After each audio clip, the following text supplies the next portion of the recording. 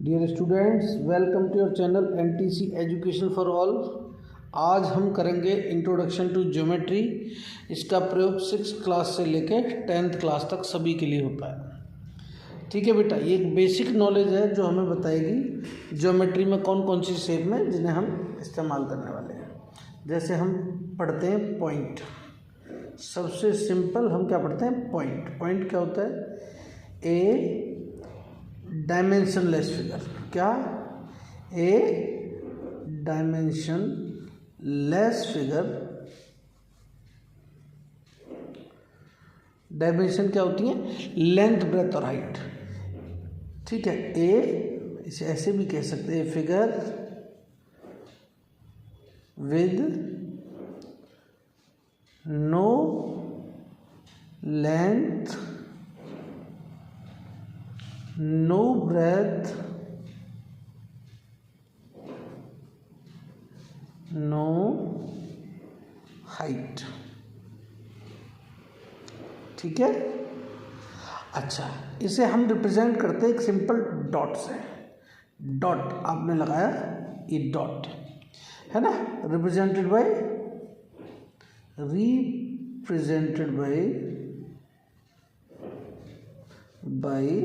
ए capital letter. क्या? Represented by a capital letter. Okay. अच्छा बेटा, यहाँ देखो, हमने एक डॉट लगाया बहुत छोटा सा, जिसकी कोई लंबाई नहीं है, कोई चौड़ाई नहीं है, सिर्फ उसे हमने एक नाम दे दिया पॉइंट ए। क्या पढ़ेंगे? पॉइंट ए या पॉइंट बी, पॉइंट सी, कोई भी नाम दे सकते हैं। इसे हमेशा कैपिटल लेटर से रिप्रेजेंट किया जाएगा और इसकी कोई भी डायमेंशन नहीं होगी। इसके बाद नेक्स्ट आ जाती है हमारी लाइन। क्या आ जाती है? लाइन। लाइन क्या होती है भाई? एक एंडलेस लेंथ होती है। क्या होती है? लेंथ। ए एंडलेस लेंथ। इसकी कोई विड्थ होती नहीं है, विद नो विड्थ। कोई भी विड्थ इसकी नहीं होती, इट इज एंडलेस होती है। ओके। इसे हम रिप्रेजेंट करते हैं या तो एक स्मॉल लेटर से, represented by a small letter. किससे? स्मॉल लेटर से। ठीक है। क्या लिखेंगे? Line L. या इसे रिप्रेजेंट करने के लिए कम से कम 2 कैपिटल लेटर की आवश्यकता होती है, A and B. Line A B, या इसे हम लाइन बी ए बी कह सकते हैं। किसी भी ऑर्डर में हम पढ़ें इससे इस पर कोई फर्क नहीं पड़ता। ठीक है। नेक्स्ट हम बढ़ जाते रे की ओर। किसकी ओर? रे। रे क्या है? रे is a part of line. क्या है? रे is a part of line. Line का एक पार्ट होता है। लेकिन कैसा पार्ट होता है लाइन का? लाइन का एक ऐसा पार्ट जिसमें एक एंड पॉइंट होता है।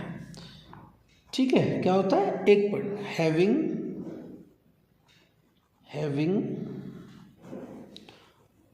वन एंड पॉइंट, या हम इसे स्टार्टिंग पॉइंट भी कह सकते हैं। क्या कह सकते हैं? Starting point. ठीक है। पॉइंट ऑफ ओरिजिन भी इस्तेमाल करते रे के लिए। क्या करते? Point of origin. ठीक है ना, याद। हम इसे लिखते हैं रे ओ ए। ठीक है बेटा, ओ ए, इसे ऐसे लिखते हैं। लेकिन इसे हम लोग ए ओ नहीं लिख सकते, ए ओ रे नहीं लिख सकते, ये गलत हो जाएगा, ये नहीं लिखा जाएगा। ठीक है, हमेशा ध्यान रखना। नेक्स्ट आता है हमारा लाइन सेगमेंट। क्या आता है? Line segment. ये भी एक लाइन का पार्ट होता है। क्या है? It is a part of line having fixed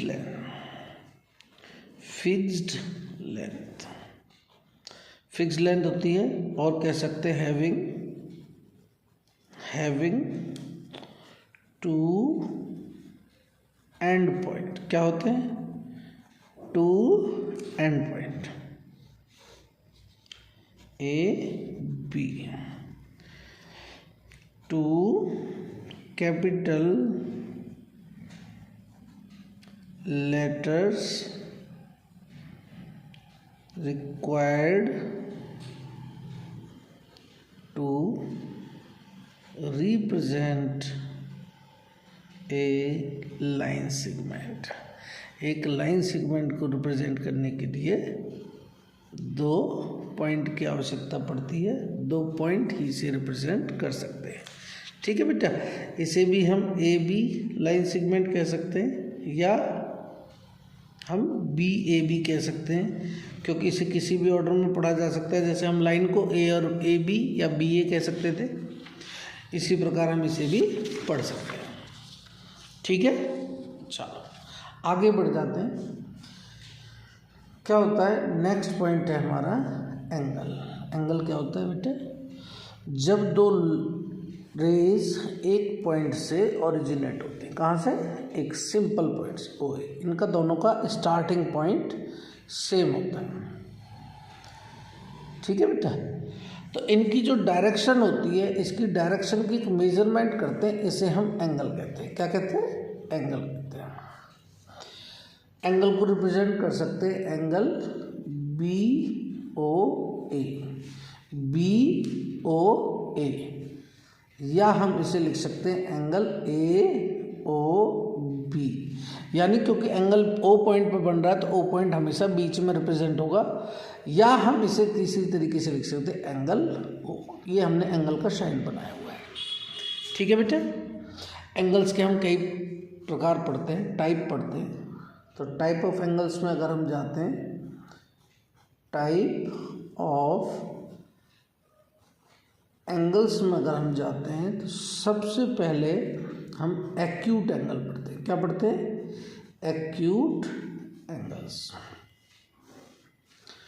ठीक है ना? कौन से होते हैं acute angle? Those angles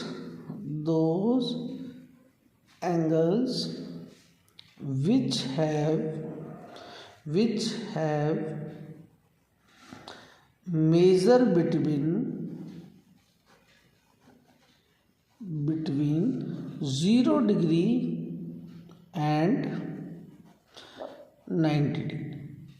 okay, 0 degree and 90 degree के बीच वाले सभी एंगल्स को कहते हैं। जैसे 60 डिग्री हो गया, 35 डिग्री हो गया, 9 डिग्री हो गया, 87 डिग्री हो गया।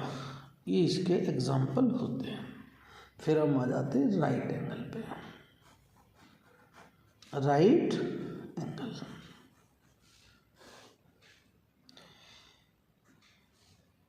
N angle having measure 90 degree. एक एंगल जिसकी मेजर 90 डिग्री होती है, ठीक है, उसे हम लोग राइट एंगल के नाम से जानते हैं। किसे कहते हैं? An angle having measure 90 degree. 90 degree के बराबर होता है। हम इसे ऐसे भी रिप्रेजेंट कर सकते हैं। ओके, ये 90 डिग्री होता है। अच्छा, फिर आ जाता है हमारा ऑब्ट्यूज एंगल। कौन सा एंगल आता है? Obtuse angle. ऑब्ट्यूज एंगल क्या डिफाइन करेंगे? Those angles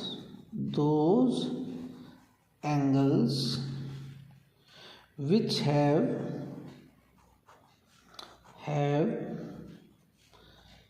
measure between 90 degree and 180 degree. ठीक है, इन्हें हम लोग क्या कहते हैं? ऑब्ट्यूज एंगल कहते हैं। ओके, ऑब्ट्यूज एंगल कहते हैं। फिर आ जाता है straight angle.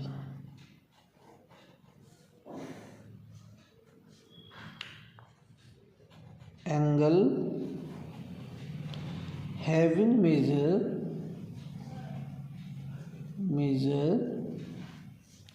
180 degree is called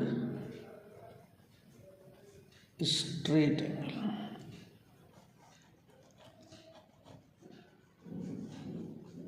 angle on straight line कह सकते हैं। स्ट्रेट लाइन के ऊपर जो एंगल होता है वो ये होता है।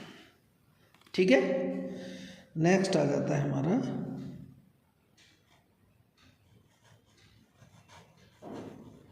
Reflex angle. क्या आता है? रिफ्लेक्स एंगल क्या है? एंगल्स हैविंग, देखो बेटा बहुत सिंपल डेफिनेशन है, मेजरमेंट के हिसाब से आप इन्हें लिख सकते हैं, तो आसानी से आप इसे लर्न भी कर सकते हैं। सारे नाम हैं acute angle, right angle, obtuse angle, straight angle, reflex angle. Angles having measure between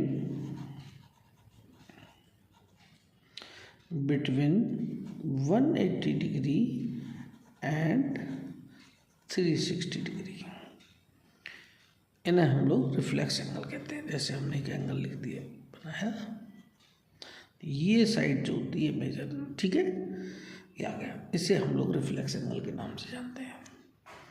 यहाँ तक कोई समस्या नहीं? अगर हो तो कमेंट बॉक्स में लिख दे, मैं उसे एक्सप्लेन कर दूंगा।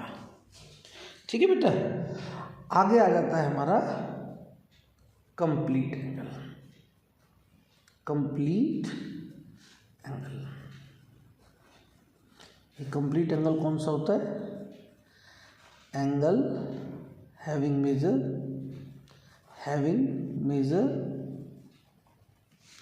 360 डिग्री, हैविंग मेजर 360 डिग्री। ठीक है, 360 डिग्री हम ऐसे करते हैं, ये आता है। ठीक है बेटा, आप इसे 0 डिग्री कह लीजिए, अंदर की तरफ से 0 होगा, है ना, एक तरफ से 360 डिग्री होता है, तो आप इसे लिख सकते हैं।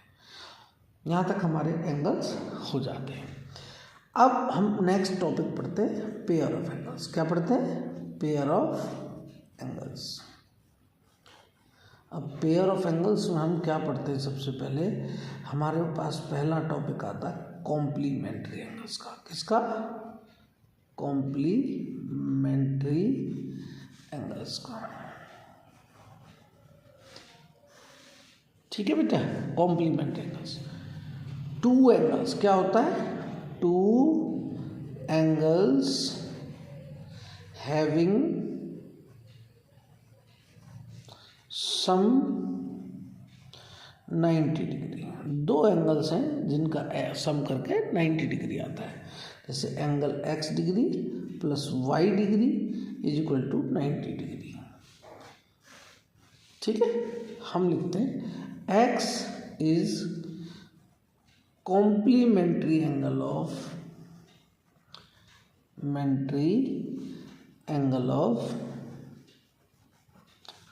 y, या y इज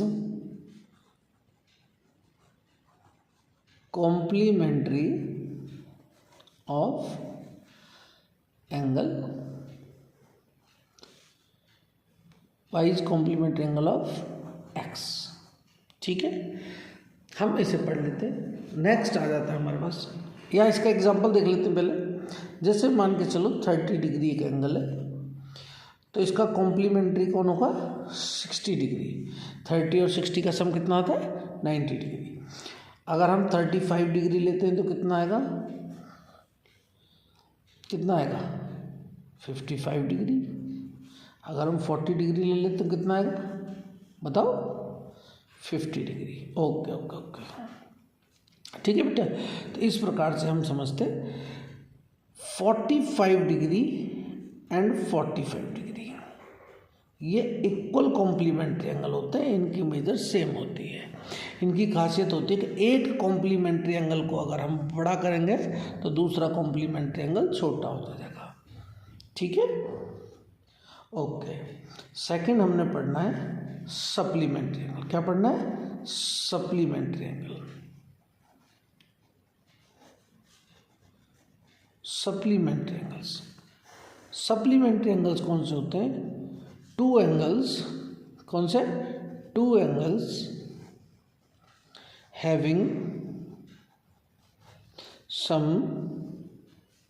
180 डिग्री। ये दो एंगल होते हैं जिनका सम 180 डिग्री होता है। यहाँ x degree plus y degree is equal to 180 degree आ जाता है। क्या आता है? 180 डिग्री। पढ़ सकते हैं x is supplementary of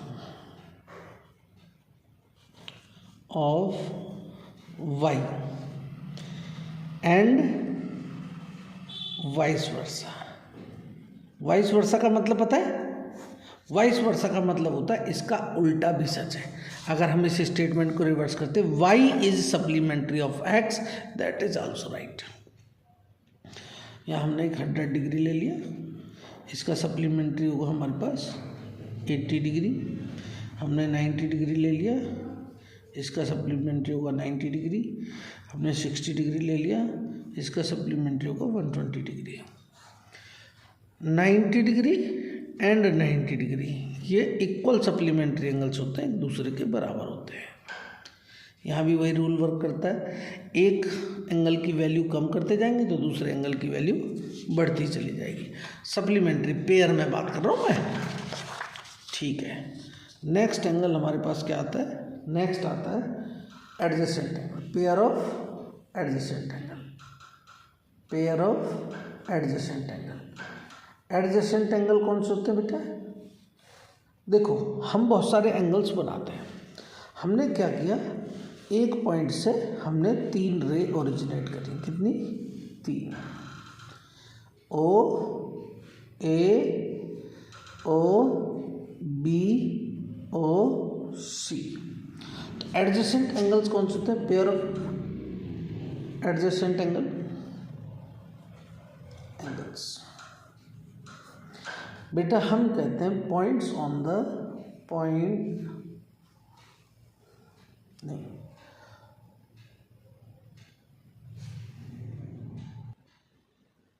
point से बहुत सारी पॉइंट कॉमन है। जैसे हम कहते हैं एक कॉमन पॉइंट पर 3 एंगल यहाँ बन रहे हैं, सी ओ बी, दूसरा है बी ओ ए, तीसरा है एंगल सी ओ ए। ठीक है बच्चे, इसमें हमने क्या पाया कि 2 एंगल्स हैं जिनके बीच में 2 एंगल्स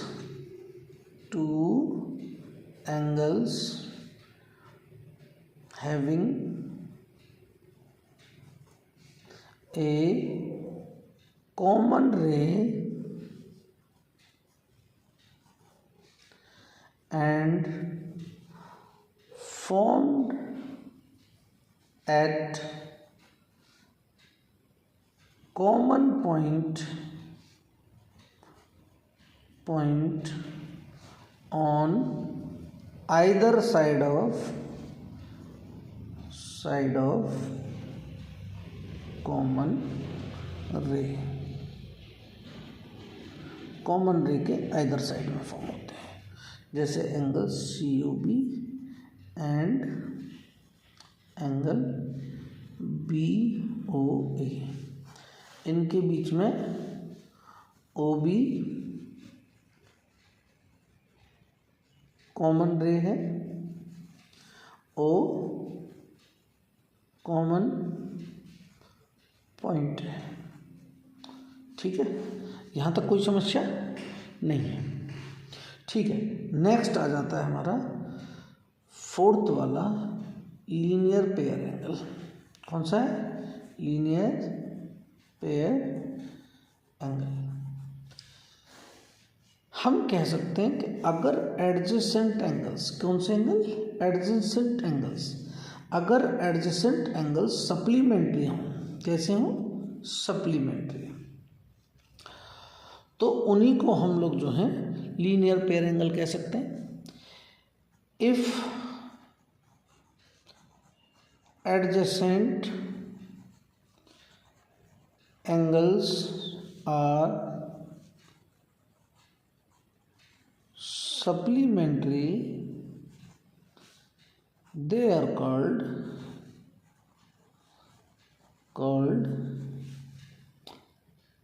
लीनियर पेयर एंगल।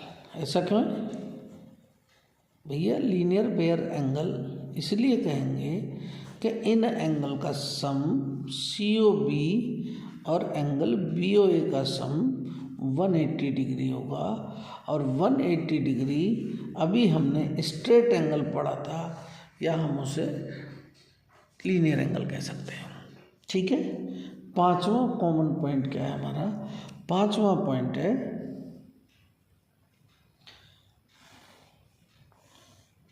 पहचान गए? क्या पहचाना? Vertically opposite angles. कौन से? Vertically opposite angles. ठीक है। टू इंटरसेक्टिंग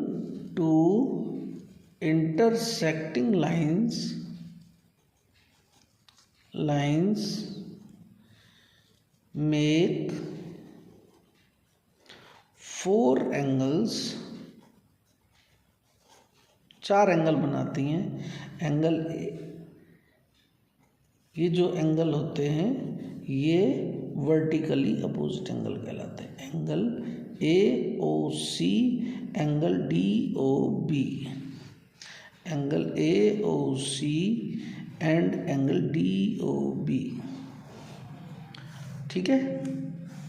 दूसरा angle AOD and angle BOC, ये कॉन्ग्रुएंट भी होते हैं एक दूसरे के। क्या होते हैं? कॉन्ग्रुएंट। कॉन्ग्रुएंट कहा जाता है इक्वल एंगल्स को। क्या कहा जाता है? इक्वल एंगल्स को कहते हैं। AOC is equal to angle BOC and angle AOD equal to angle BOC। Okay. बाकी नेक्स्ट वीडियो में करेंगे आगे का पोर्शन। Thank you.